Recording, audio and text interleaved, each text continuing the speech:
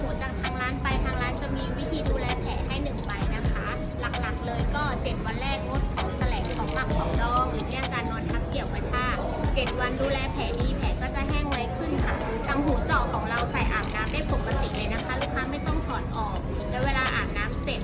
ก็ผึ่งหน้าพัดลมหรือพัดลมพกพาค่ะเป่าบริเวณหน้าหูหลังหูให้แห้งทำให้หูไม่อับชื้นค่ะแล้วเวลาถอดเสื้อก็ระวังเกี่ยวกระชากที่หูนิดนึงนะคะหลีกเลี่ยงการกดทับเกี่ยวกระชากเพื่อให้หูไม่อักเสบนะคะผ่านไปผ่านมาแวะให้ที่ร้านล้างแผลดูแผลให้ได้ฟรีไม่มีค่าใช้จ่ายเข้าได้2 สาขานะคะที่สาขาวินสแควร์แล้วก็เซ็นทรัล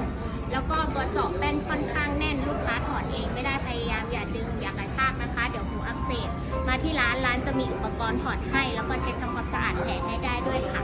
ฟรีไม่มีค่าใช้จ่าย